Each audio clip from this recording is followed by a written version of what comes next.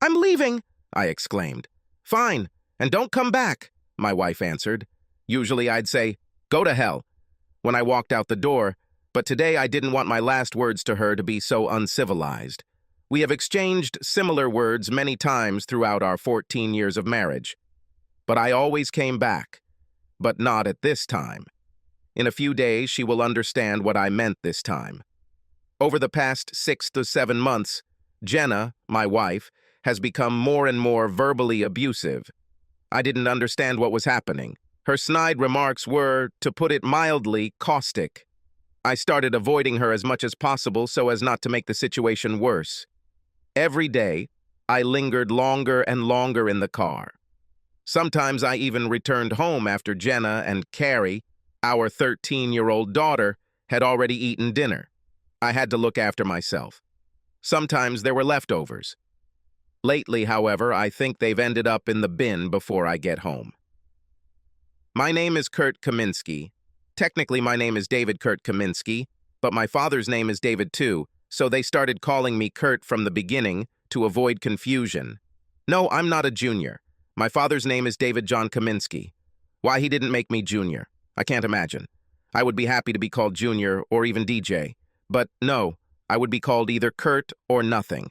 Yes, I'm Polish. Well, actually an American of Polish descent. Yes, I heard all the jokes. Well, maybe not all of them. They seem to come up with new ones every year. As the only person of Polish descent I know, other than my father, living in this small town of about 10,000 people, I have become the butt of many jokes.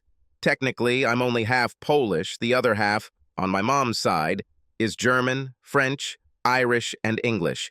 But since my last name is Kaminsky, I am Pole. My wife, soon to become my ex-wife, is not who I thought she was. I only found out about this 4 weeks ago. As I said before, I was spending more and more time away from my wife due to her abusive relationship. After returning home without dinner several times, one Monday evening I decided to grab a bite to eat at a local restaurant. I was sitting in a booth, ready to order, when I heard two guys talking in a booth on the other side of the partition. My attention was drawn to a phrase that contained the word Pole. I listened and heard one of the men say, "So how long have you been entertaining the Pole's wife?" "Since they got married. In fact, I had sex with her on their wedding day, and he didn't know anything. I didn't recognize the first guy's voice, but I recognized the second one. It was my best friend, George Carey." I sat stunned. They continued talking, but I heard nothing more until I heard George say, "Yes, we get together and have fun at least twice a month." Kurt is so busy in the parking lot that he doesn't even know what's going on. Again, well, stupid. Just then, the waitress came up to take my order, and I said quietly, "I am sorry, I have to go." I left, heading away from their booth so they wouldn't see me. I could not believe it. My wife, Jenna, with my best friend. He was even the best man at my wedding. He is also my mechanic, and will be for some time to come. He's not really my mechanic because he's officially an independent contractor that I use exclusively to repair and inspect all of my cars. If you haven't already guessed, I own a used car dealership. Yes, I'm a used car salesman. I also heard all these jokes and insults. However, my business is very good. People know they will get a great car at a good price. They also know that I am responsible for my cars. If problems arise, I take care of them. George has always been a good mechanic, and I keep him busy and pay him well. I wanted to hire him, but he said that won't respect himself if he has a Pole as a boss. He said it jokingly, but I knew he was serious. Regardless, I hired him as my independent mechanic contractor. Although he was not very independent. In fact, I was his only source of income. This fact will be his death. I left the restaurant and drove around the neighborhood. Could this be true? I asked myself. Or he just pouted. They could have hired a private detective, but if what he said was true, then they only met twice a month. This may turn out to be a waste of money. But what I could do was check her phone and email. This is exactly what I decided to do. I returned home and Jenna was as out of sorts as ever. This suited me. I didn't want to talk to her until I found out the truth. After she went to sleep on her side of the bed, I got up and checked her email. There was nothing suspicious there. Her phone was password protected, but it didn't take me long to determine that our daughter's date of birth was the code. I saw a few messages that could have been taken the wrong way, but none from George. His name was on her contact list, but then again, he was my best friend, so it wasn't unusual. Maybe he was just talking out of his ass, I thought. However, her behavior lately has made me think that something must be happening to her. Maybe not with George, but with someone else. I went to bed and tossed and turned, trying to sleep. It happened sometime after 2:43 a.m., because that was the time the clock was on, the last time I looked at it. The next day at the car dealership, George came and joked about the polls. This wasn't uncommon for him. I usually just laughed a little and then let it die. Today, however, I lashed out at him. "George, what do you even know about Poland? I bet if I laid out a map of the world, you wouldn't even be able to point to it. You joke that all Poles are stupid, but I'm sure they could point out the U.S. and maybe even our state on a map. Why don't you get to work?" George looked at me and didn't know what to say. He knew that I was right. He could not indicate Poland if his life depended on it.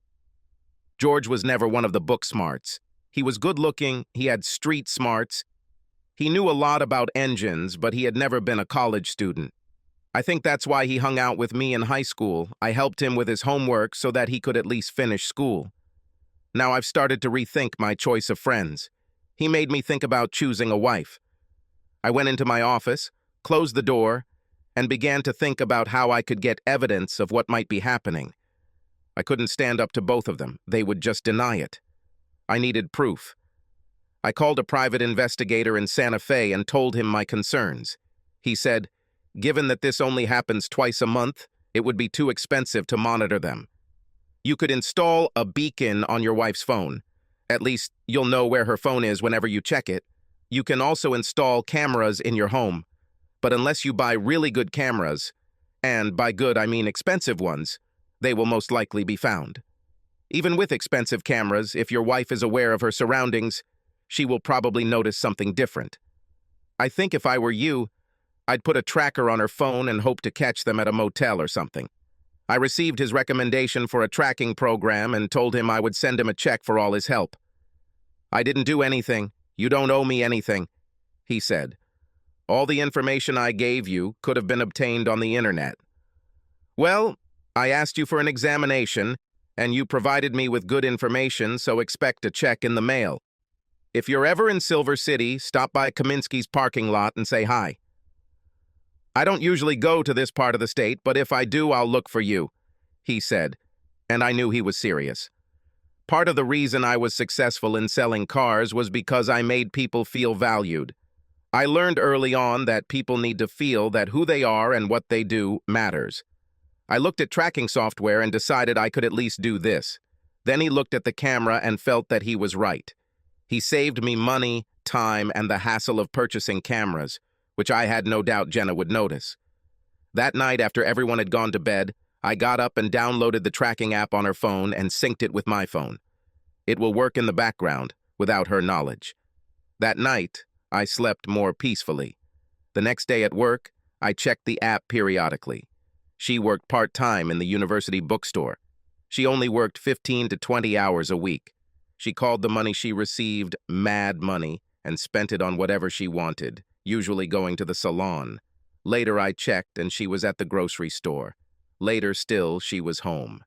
George was home most of the day, but when Jenna was home, he was at work, so at least that day I was sure nothing had happened. That evening, I decided to try to be more polite to my wife and daughter. When I asked if they wanted to go to Reveal to eat, my wife seemed to react a little better. Carrie, however, was a typical 13-year-old girl, unsure if she wanted to see her parents. I insisted, and she reluctantly went to the car. Dinner was pleasant. I didn't fail to mention George in the conversation, and Jenna looked away, but quickly changed the conversation when she saw me looking at her, which increased my suspicions.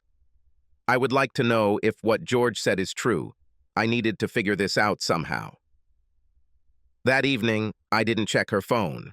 I had no luck checking her calls or messages, so she either deleted them immediately or didn't make them at all. As I got into bed, I said to Jenna, "Thank you for coming to dinner today." "Thank you, Kurt. It was a pleasant surprise." She looked at me and said with her gaze, "You might be lucky today." It's been a while, and like I said, we haven't been getting along very well lately. Jenna finished her nightly preparations in the bathroom and lay in bed, cuddled up to me. I had mixed emotions about possible sex with her. If she cheated on me, did I want it? I decided that until I had proof, I would let her initiate and reciprocate. I wouldn't take the lead. In the end, we did have sex, but it was very vanilla sex. No need to go into details. Well, at least I had fun. For the rest of the week, I checked the location of her phone and didn't see anything unusual. On Saturday evening, when she was already asleep, I checked her phone for messages or calls, and again, found nothing. I was close to convincing myself that George was lying through his teeth, trying to impress some guy with his sexual exploits. This was not the first time I knew this since school. I went back to bed and tossed and turned again. My subconscious wouldn't let me sleep. It was 2 in the morning, and I was lying there staring at the ceiling, unable to sleep, so I got up and went downstairs to get something to drink.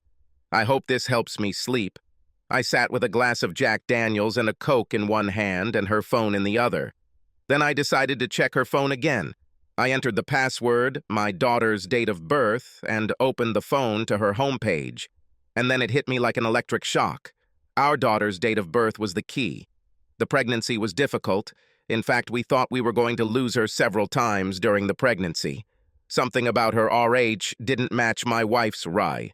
It felt like my wife's body was fighting with the baby inside her. In fact, for the last 3 weeks of pregnancy, my wife was on bed rest so she could carry the baby to term.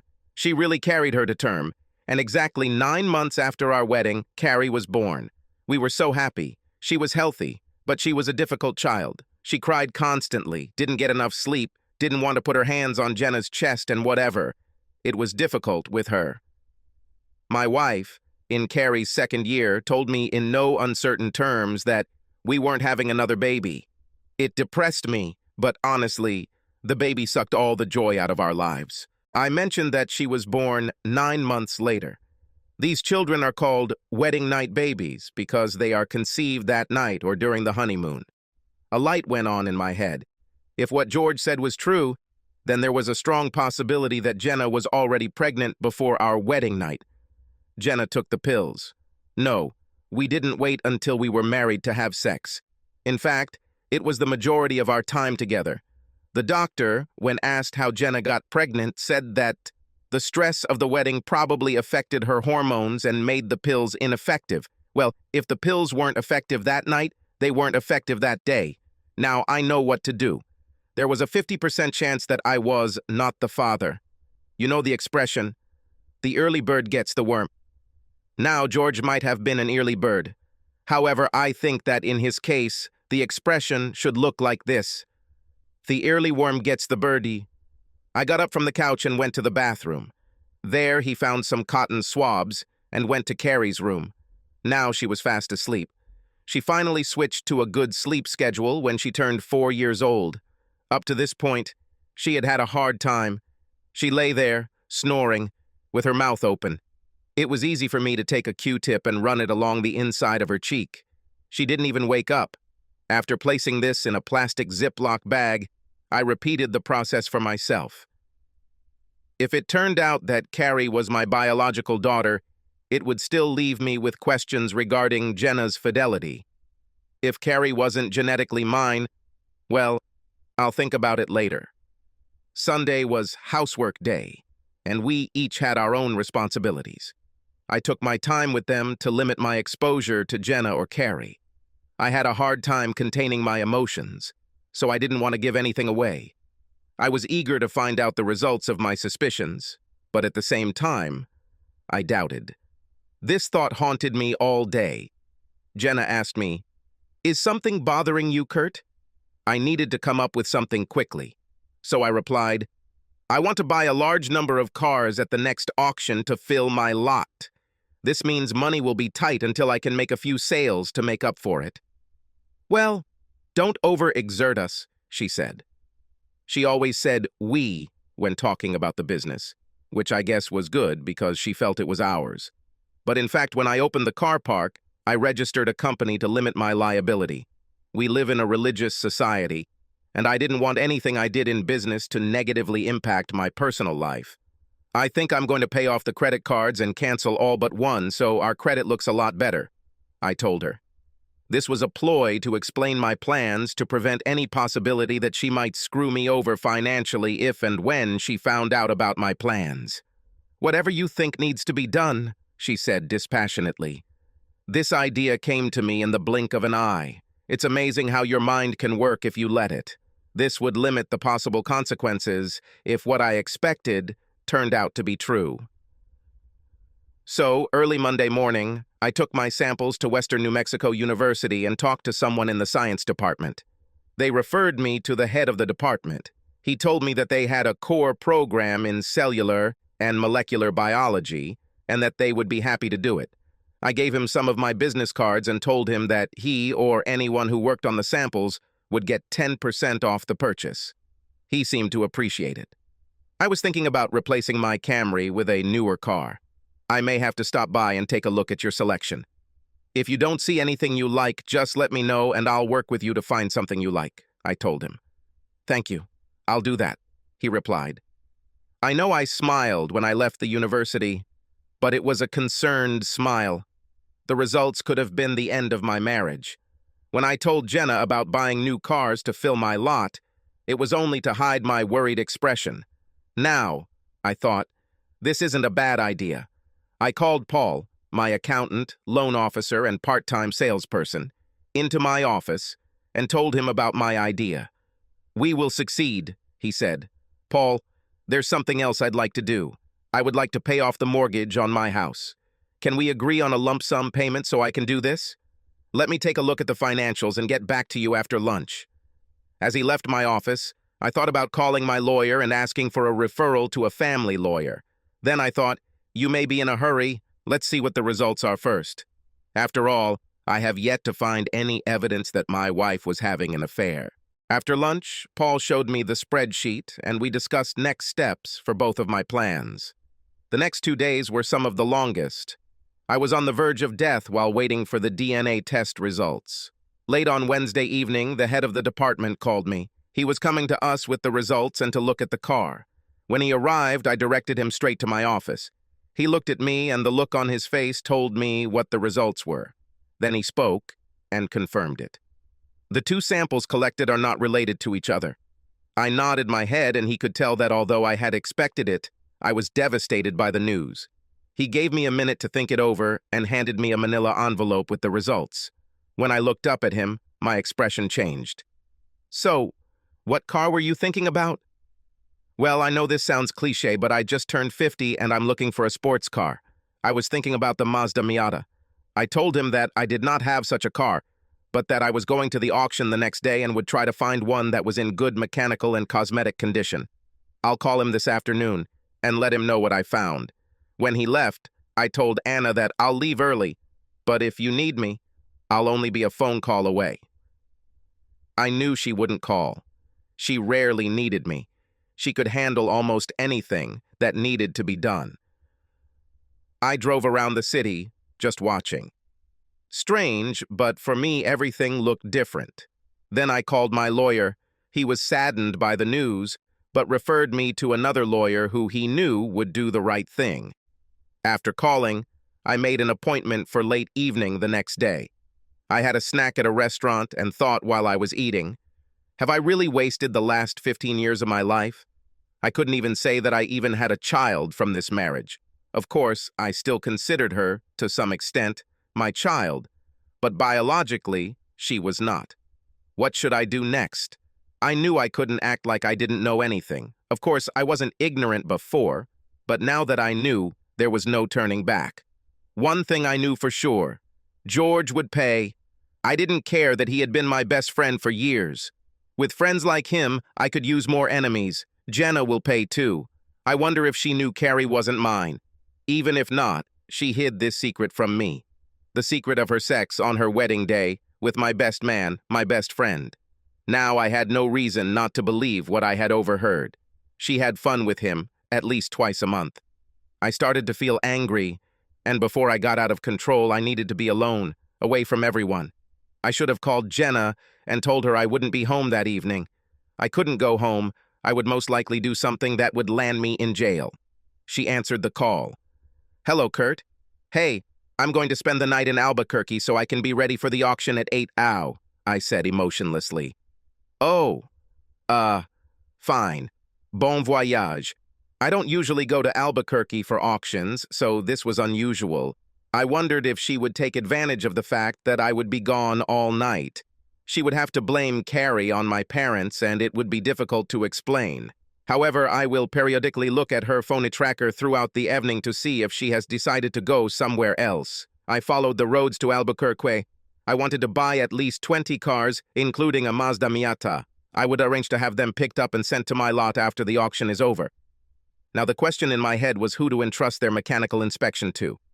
I knew that George would not get any more work from me after his routine inspections and machine repairs were completed. When he hears that I bought 24 cars, dollar signs will appear in his eyes. How much he can charge me for all this work. However, this will not happen, and I will keep it a secret until the last minute.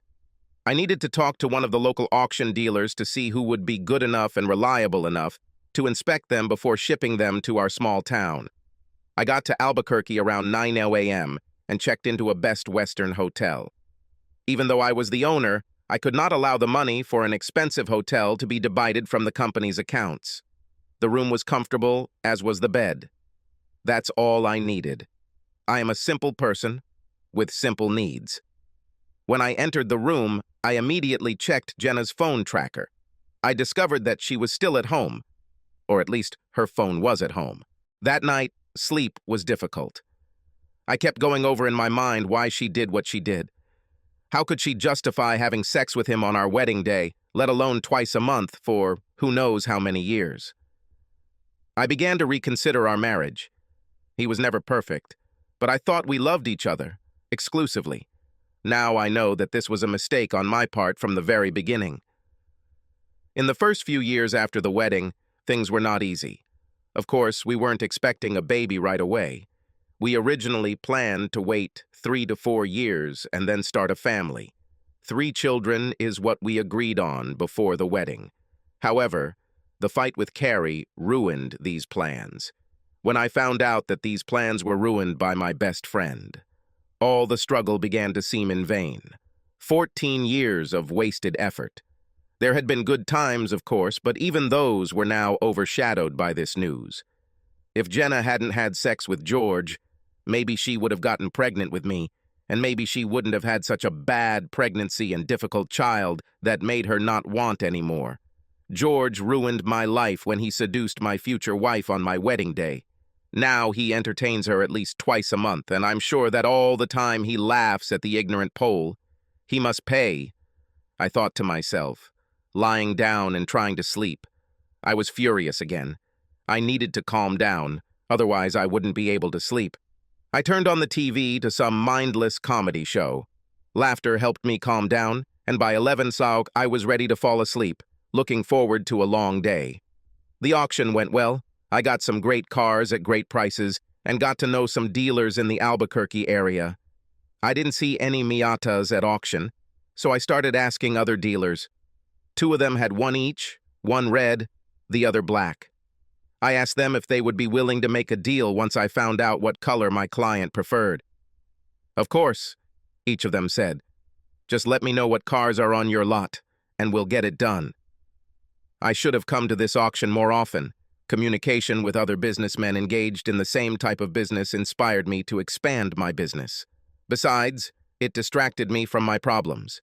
In the afternoon, when I met with the lawyer, the news was not very good. I will lose half of all my property and will have to pay alimony and child support. Child support for a child that wasn't even mine. Then I decided that I would not get a divorce. Instead, I'll leave her with George's baby. I would pay off the mortgage on the house. She could have stayed in it, but my name was the only one on the mortgage, so she couldn't sell it. If I moved out but continued to pay taxes and utilities, she wouldn't be able to resign and take the house. However, I had to decide what to do with my business.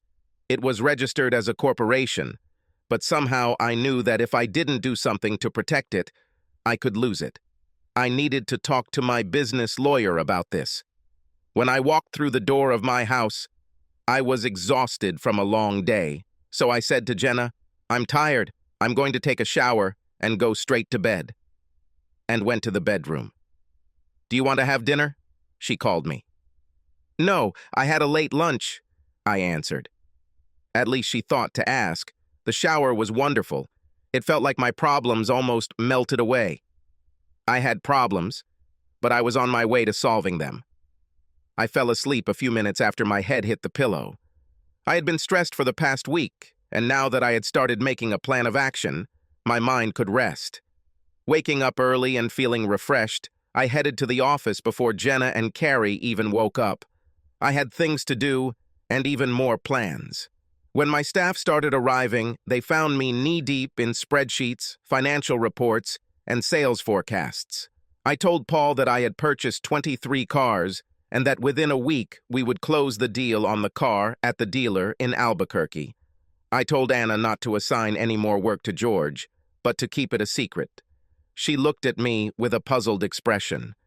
"You are the boss." "Thank you, Anna. You are irreplaceable." At 9, I called my business lawyer and asked him what I should do. "Well, your business is registered, but there may still be a way she can force you to sell it to get half of its value.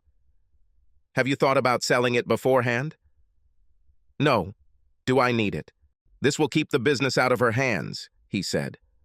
"This business is my life. I can't get rid of it," I told him.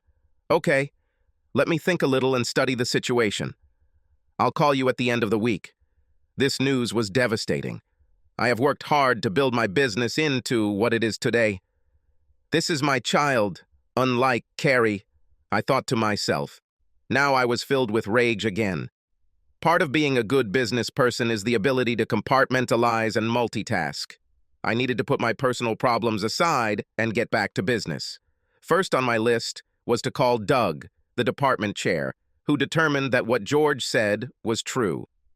"Doug, Kurt Kaminsky, I have information about 2 Miatas that might interest you. One is red and the other is black. Are you still thinking about it?" "Yes, if the price is right," he said. "What color are you interested in? I'll bring it here so you can look at it, and then we'll discuss the numbers. Even if we can't agree on a price, I'm sure I can sell it without too much trouble." "And which one would you suggest?" he asked. "Each has its pros and cons. Fire red is a great statement color, but it fades faster. Black looks elegant, but in our climate it gets hot quickly. Let me ask, will this car be kept in a garage when you are not using it?" "Yes, I can do it." "Then the red won't be exposed to the sun much, so fading won't be a problem.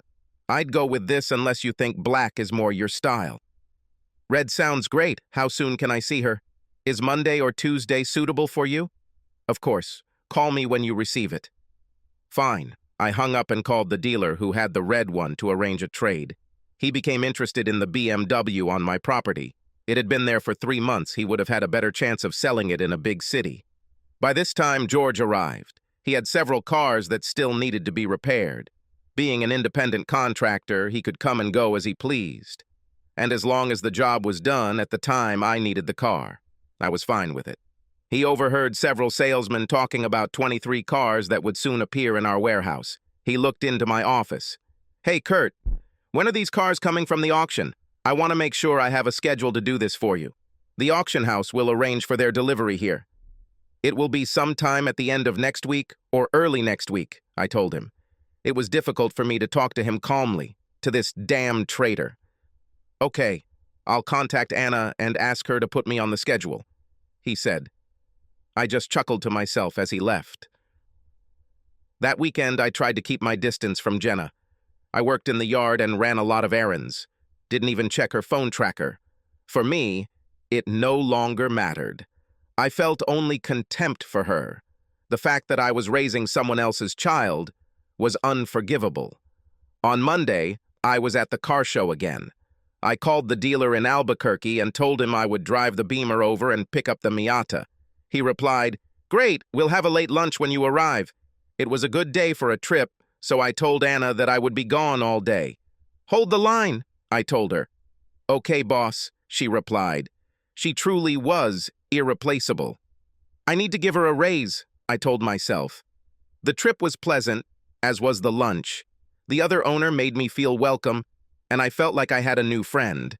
On the way back, driving the Miata, I really enjoyed myself. The top was down and the wind was ruffling my hair.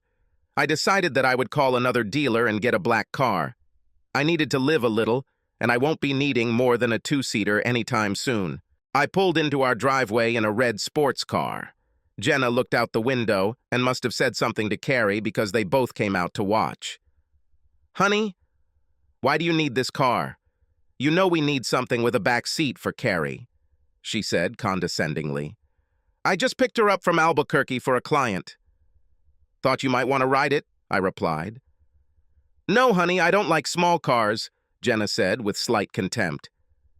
"Carrie?" I said, motioning for my daughter to sit down. "No, Dad. I feel bad enough that they tease me because of my last name. I don't want to be seen driving around with a Polish used car salesman." She said it like only a teenager could say it. I was stunned, to say the least. Where did this disrespect come from? When I looked at Jenna, I realized that she was acting as if Carrie had done nothing wrong. Great. Now both women in my house are disrespectful to me. I know teenagers aren't supposed to be best buds with their parents, but the hurtful way she said it made me look at my entire family life as a sham. "Well, I'm going to go for another ride. I'll be back as soon as I can," I said, putting the car in reverse and driving away. I drove along the roads of Silver City and its environs, fired up. My marriage was rapidly deteriorating. When I finally pulled into the driveway at 9:30, I immediately went upstairs, hopped in the shower, and climbed into bed. When I didn't come down from my shower, Jenna got up and came into the room. The light from the corridor shone directly into my eyes. I squinted and closed them. "What? Are your feelings hurt because we didn't choose a sports car? Aren't you going to come down and spend time with your family? You are not only a Pole, you are also a child." Where did this attitude come from? I had to believe it came from George. She spent time with him, and his stripped-down attitude towards my roots rubbed off on her. Now she is passing it on to her daughter. It was her daughter, not mine. I guess I should get that into my head. I may have to support her, but she is not my daughter. It looks like you and your daughter would rather not have a Pole around, so you might as well just fuck off. I was furious, and her attitude wasn't helping her one bit. She'll regret ever treating me the way she does now. Needless to say, from then on, the Kaminsky house was quiet and cold. The next day I called Doug and he came to check out the Miata. He was delighted. We talked the numbers over and he was surprised at what a great price he got. $3,000 less than Kelly Blue Book. When he was about to leave, having filled out all the papers, he said, "My best friend is in charge of purchasing for the university, and we change 16 cars approximately every 2 years. I know it's not much, but could you talk to him? Always happy to do business, and you know I'll make a deal with them," I said. "I'll ask Jim to call you at the end of this week." "Thank you," I said. That's how I grew my business, by treating people right and letting them know I valued their referrals. On Wednesday, my lawyer called me. "Hey, Kurt, I think I have a solution to your potential problem. Could you come by this afternoon to discuss it with me?" Of course, I can't wait to start. The atmosphere in my house is becoming simply unbearable. At a meeting that day, I heard the plan and liked it. It will take about 2 weeks to implement, but if it works, it will be worth it. During these 2 weeks, I slowly moved personal belongings and tools from my home to an apartment in a nearby city. Also, during those 2 weeks, George was anxiously waiting for those 24 cars to arrive to do some work that he could bill me for. When he asked, I just put it off. This past weekend, I did some yard work, and when Jenna and Carrie weren't around, I cleaned out my closet and drawers. Jenna did laundry during the week so she could do what she wanted on the weekends. This was good for me because she didn't notice that my closet was empty. So this takes me back to that Monday night when I said to Jenna, "I'm leaving." She started being rude and disrespectful to me again, both as a Pole and as a used car salesman. In the past, I would go to a motel for a night or two, depending on how angry I was. On the Tuesday morning after this explosion, I arrived at the parking lot early and, as my employees were entering, I asked them to go to the conference room. I closed the door behind them.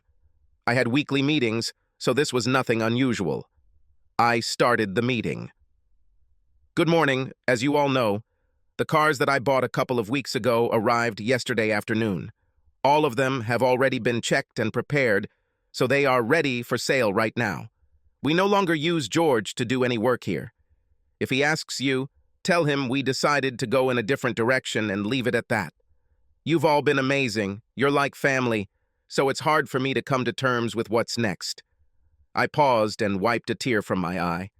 I sold the business. They all looked at me. There was surprise in their eyes. However, nothing will change as far as your work is concerned.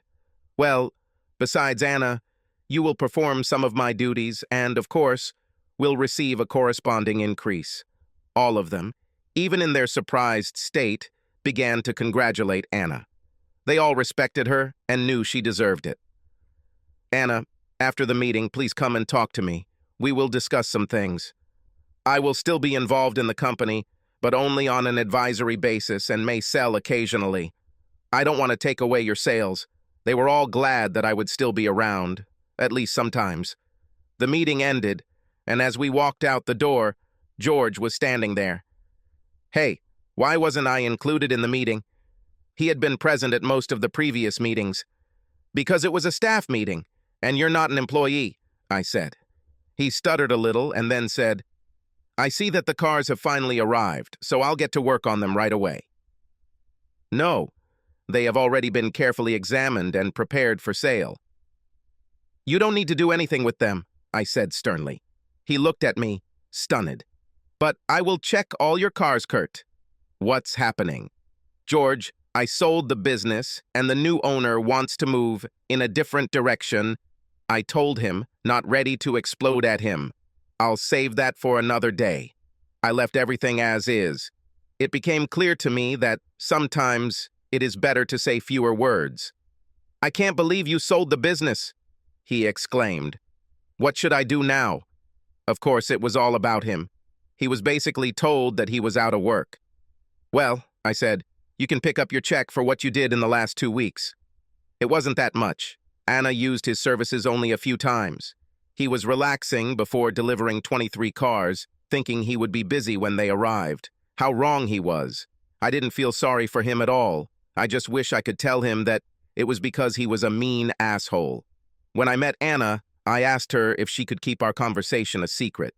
Of course, Kurt, you know I'll never say anything you don't want, she assured me. Okay, here's the thing. I created companies that I registered in Nevada. One of the companies buys this parking lot, the other buys that company.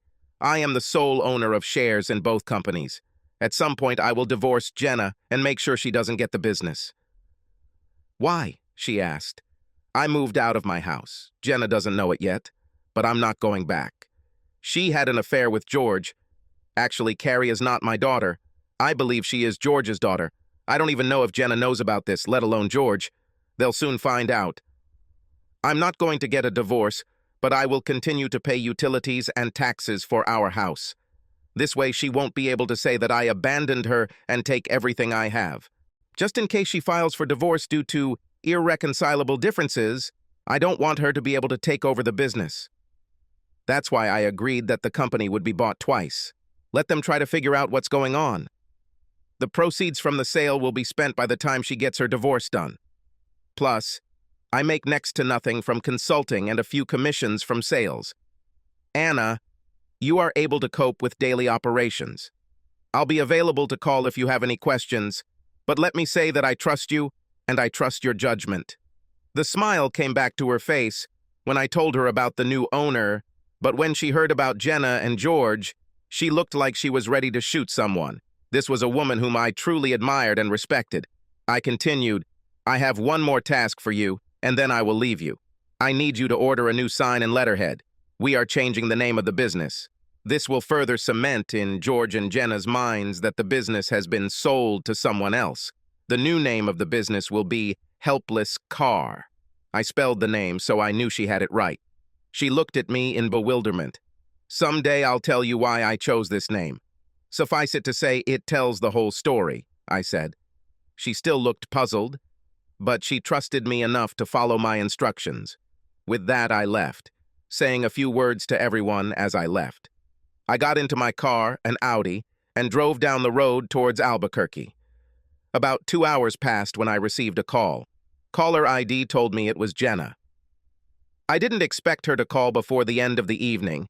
This has happened many times before when I left. I'd go away for a day or two, she'd call, we'd talk, and I'd come back.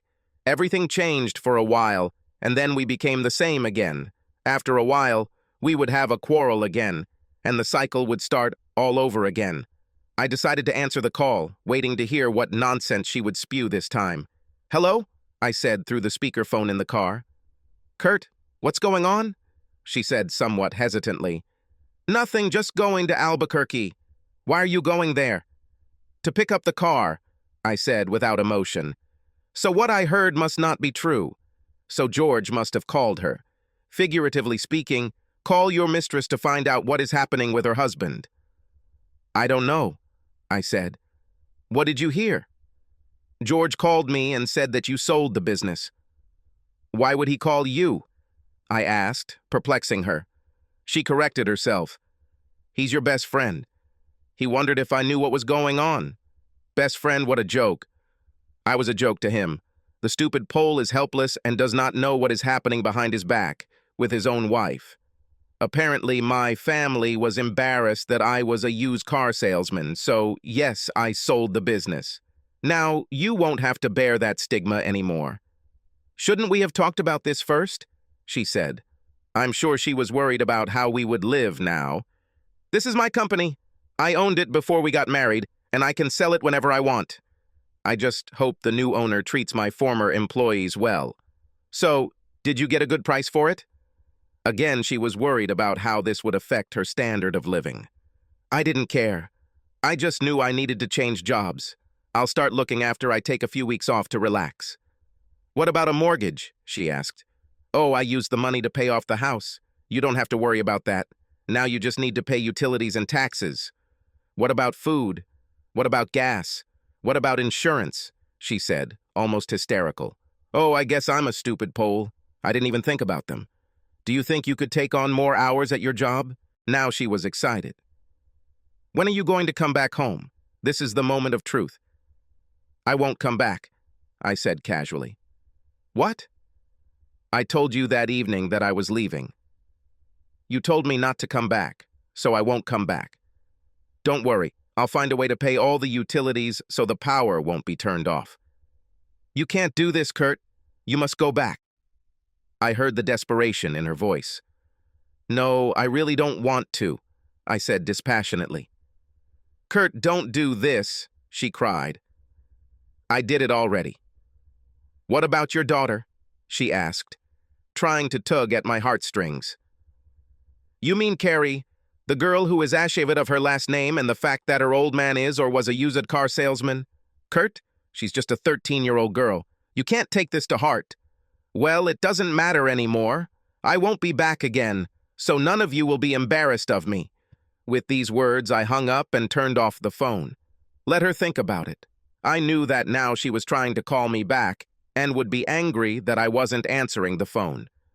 After calming down from the phone call, I tried to enjoy the leisurely drive to Albuquerque. I could only assume that the next call she would make was to her lover to get more information and to let him know what I had said. When I got to my destination, I turned my phone back on and saw that I had 5 messages. I listened to them all, 3 from Jenna, 1 from George, and 1 from Anna. I immediately called Anna. "Hi, Anna. Sorry, my phone was turned off. I have had unwanted calls." "Yes, I know. Your wife and George called me to find out where you were. I told them you don't own this place anymore, so you don't come anymore. Hope everything is okay." "Great," I said. "If they give you too much trouble, tell them you're calling the police about phone harassment." I like it, she said.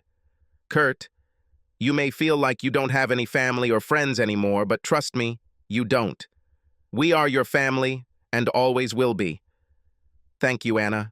You know what to say. I hope your husband knows how lucky he is. Trust me, he knows. He constantly tells me about this. Never lose this. Don't take each other for granted. I'm not going to, she said. After hanging up, I wondered if I should call my cheating wife or this asshole. No, let them rage. I got out of the Audi and went into the parking lot office. The owner was waiting for me there. I have that Audi that I told you about. Would you like to discuss if we can make an exchange? Let's see, he said. He was impressed with the condition of the car, both inside and out, as well as under the hood. He looked at me. I can sell it in a week. Are you sure you want to make an exchange? I feel like I'm getting a better deal. You can reciprocate sometime in the future. I'm not here to make money. I'm here to get a sports car. Half an hour later, I was back on the road, top down, enjoying the ride. Now I had to decide where to go. North sounded good, so I headed to Santa Fe. Over the next 2 weeks, I traveled through northern New Mexico, Arizona, southern Utah, and Colorado. I wanted to be nearby in case Anna needed me to come back. I called her several times, and when it became clear that she had everything sorted out, I decided to head west. Of course, they kept calling me. At first they were annoyed, then apologetic, and finally there were notes of bitchiness in them. I listened, but I didn't care. When they called me and told me that the credit card had been canceled, I just laughed. When George called and said I was a terrible person for leaving Jenna and Carrie, I had to laugh even more. My lawyer actually sent me a message. Jenna called and threatened to file a stay-at-home order if I didn't contact her and come back. I called him back. Hello, this is Kurt. So, my wife called you with threats? I said. Yes, but I wouldn't worry. If you're still paying on the house, she'll have a hard time proving it. I can do something better for you, I said. I have a recording where I tell her I'm leaving, and she tells me not to come back. It's amazing. Send me a copy of it, he said. If she gives me any trouble, I'll take it to her lawyer. Let her lawyer try to force things. Thank you. I'll call you in a week to find out what's going on. I've traveled all over the Southwest. The Miata wasn't the most comfortable car, but it was fun. A lot of people looked at me. Even some of my tits flashed from bored, anxious, middle-aged women. But I wasn't looking for that. After all, I was still married, no matter what it took. I drove to Reno, then Lake Tahoe, the coast, Napa Valley, and Highway 1, zigzagging and zagging along the shoreline. Then I went to Yosemite, then to San Diego, through Death Valley, to Vegas, and then to Phoenix. I was in no hurry. Stopped in parking lots, talked to the owners, and just chatted. Some of them were jealous that a guy in his 30s could just pick up and travel. After about 3 months and 8,000 miles, I decided to return to Silver City. When I arrived at the Helpless Auto, I was greeted by my entire team. In fact, there were several new faces. They all welcomed my return. When I entered Anna's office, formerly my office, she raised her head. When she saw me, her smile grew even wider. She stood up, walked around her desk, and hugged me tightly. We talked for a while, and then I asked, "Do you think I can invite everyone to Wrangler's for food and drinks? Could you close the store at 5 Palau?" At this point, it was 3 Yo-Wow, and I had a few errands to run. Of course, I will insist on this. The whole team will be there. I said goodbye and told them all that I'll see you in 2 hours. They were in a good mood. Then I visited my lawyer. He told me earlier when I was traveling that Jenna tried to go down the abandonment route to get all my property, but he was able to thwart her efforts. We talked about what to do next. At 5Y, I met the team at Wrangler's restaurant. We had a great dinner, and it was nice talking to everyone. After about an hour and a half, they began to go home. Finally, it was just Anna and I left.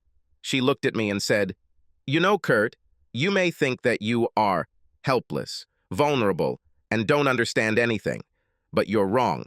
You simply trusted those you loved." I looked at her. "So, you got it, right?"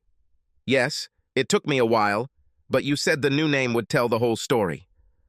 This haunted me. until I realized it. You may be Polish, but all these jokes can never describe the real you. These jokes are an insult to you and your roots. Thank you, Anna. You are truly the main reason for my return. I had to see how you handle my responsibilities. Happy to say that you have not filled my shoes, but rather created a pair of your own. I had an excellent mentor, she thanked. We hugged and she went home to her husband. He truly was a happy man. I returned to the apartment I had not been in for 3 months. It was musty here and needed good ventilation. I opened the windows and let the cool evening air fill the rooms. I grabbed a beer and sat on the terrace overlooking the pool. Several people were swimming there, and a family was playing. I thought about Jenna and me. We had such high hopes and dreams when we got married. Now, they have all disappeared. Looking at the clock on the wall, I saw that it was about 8:30. A thought flashed through my head. Looks like it's time for a showdown. I got up, jumped into my Miata, and drove to my house. I guess technically it was still mine. I bought it before Jenna and I got married, and my name was the only one on the deed. I was disappointed when I pulled into the driveway. The yard was not well kept. It seemed that the landscaping had not even been touched. The light was on, and I assumed Jenna was home. I went to the door and knocked. A minute later, the door opened and Carrie stood there. Her eyes got big, and she asked, "Dad?" "Hi, Carrie. Is your mom home?" She stuttered and then shouted, "Mother!" I heard Jenna shout from the kitchen in a tense, high-pitched voice. "What's the matter?" She continued to look at me and said loudly in response, "Dad!" Jenna came around the corner, saw me, and screamed, "Where are you going?" I decided to answer her cry in a calm, even voice, "Travel." At that moment, George came out of the bedroom wearing only his underpants. "Oh," I said, "the whole family is here, Mom, Dad, and child." "What the hell are you talking about?" Jenna spat back. "I suppose George moved to take my place. After all, it is rightfully his." Jenna looked at me with a puzzled expression. Carrie said, "He lost his apartment after you fired him, and Mom needed a man to help pay the bills and take care of other responsibilities here since you left then." The rage in her voice was palpable. "Well, young lady, it appears you are misinformed." She hated it when I corrected her. "George was never my employee at his insistence, so I could not fire him. As for bills, all utilities are paid, as is car insurance." "What about food and gasoline in the car?" Jenna shouted. "You had a job, did you lose it?" "I know that before it was just your mad money, but it was enough for groceries and gasoline while I was away." "So, you think you'll come back and just move back?" she asked. "No, I'll wait until you and your lover find somewhere to live." It was obvious that they were sleeping together in my house, and Carrie seemed okay with that. "I'm not going to move out of my house," Jenna said. "Correction, this is my house. He was mine before we got married, and only my name is written on the contract," I replied. "Well, you left, so now he's mine. The law doesn't work that way. Since I pay the utilities and taxes, I am still the legal owner, and even though I have been gone for a short period of time, I still own it. Don't worry, I'll give you lovebirds until the end of next month to find a place to live. Just make sure you take your daughter with you." "What does your daughter mean? She is our daughter." You couldn't think of more truthful words. I chuckled. Jenna looked puzzled.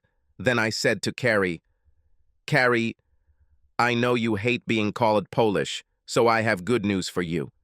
Your real father is not me, but George." The silence in the room was deafening. After a minute, Jenna meekly asked, "What?" "Yes, Jenna. It seems that your little carelessness on your wedding day led to the appearance of a child, but not mine. But good news for you, Carrie. You can now take your real dad's last name and become Carrie Carrie." I wonder if maybe Mom didn't insist on the name Carrie as a sign of respect for her lover. I looked at Jenna, and she looked at George. He was white as a ghost. "What, George? Don't you want to be a dad?" "Well, that's a shame. Take responsibility. But look at it this way, it's just 4 more years and then college." Jenna and George said almost in unison. I do not believe in that. I threw them the DNA report. See for yourself. They grabbed it, looked at it, and then both fainted. Carrie, tell the lovebirds that your mom will be served with divorce papers sometime next week, along with an eviction notice. I turned and walked away.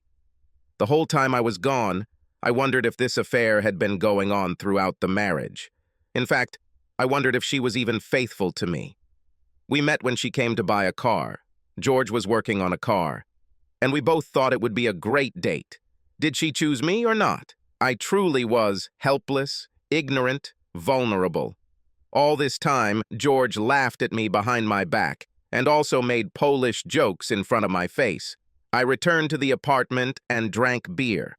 In the morning, I went to the lawyer and asked him to start processing the documents.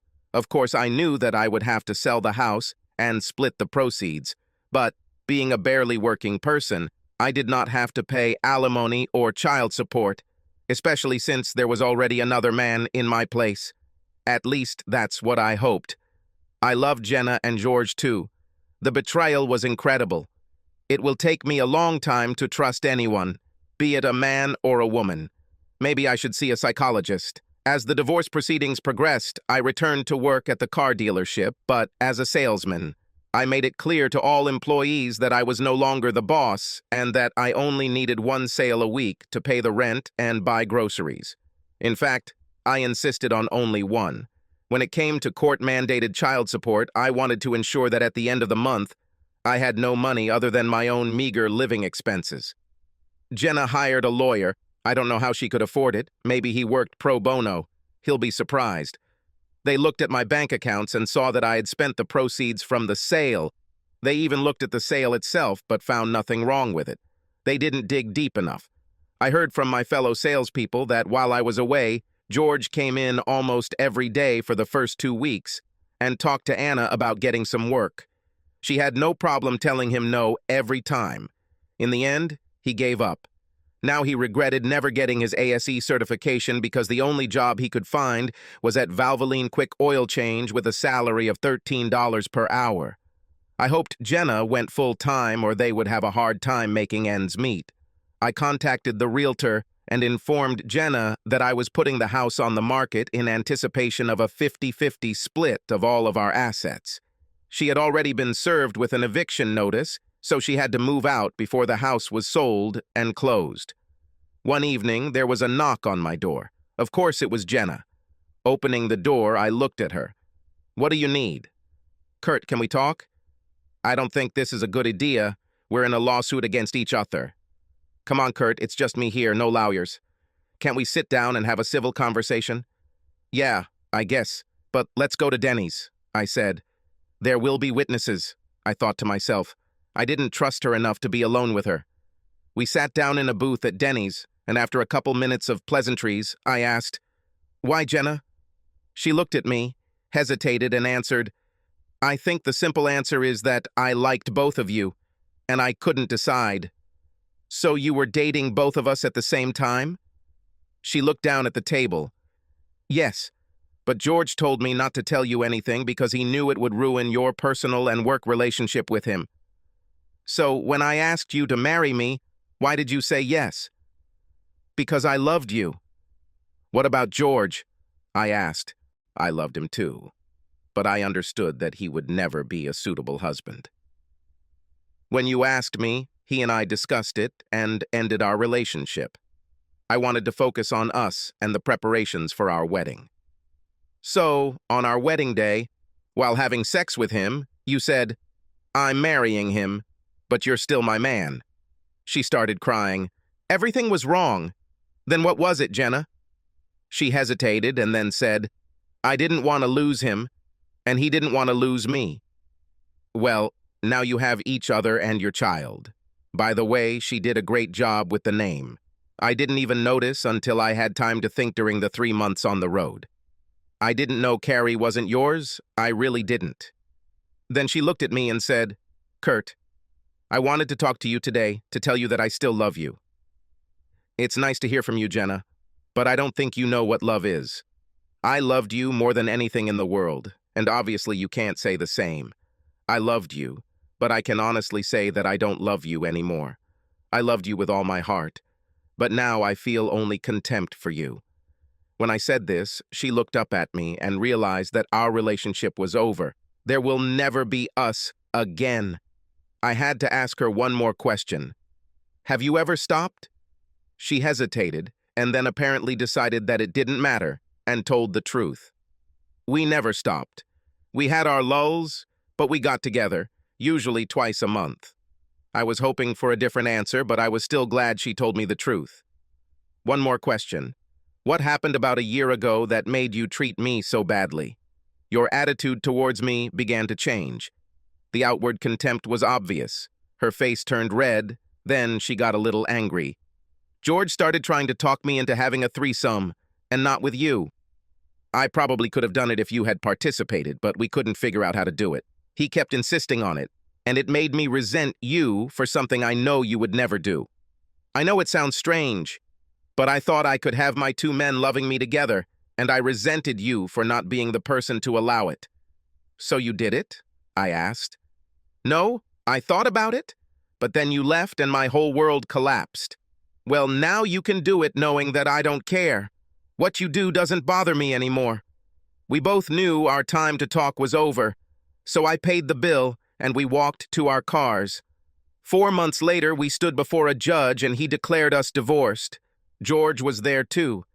As we were leaving the courthouse, Jenna said, "Maybe we can have a drink the old-fashioned way." Of course, I said. By this time, the animosity I felt towards the two of them had disappeared. Then I thought, this will be the last time I have to be with them. Now, they can be alone. Let the pigs live in their own filth. They deserve each other. Ha! Jenna will have to get used to a lower standard of living. Okay, maybe the animosity hasn't gone away. I may be Polish, but I am a respected person.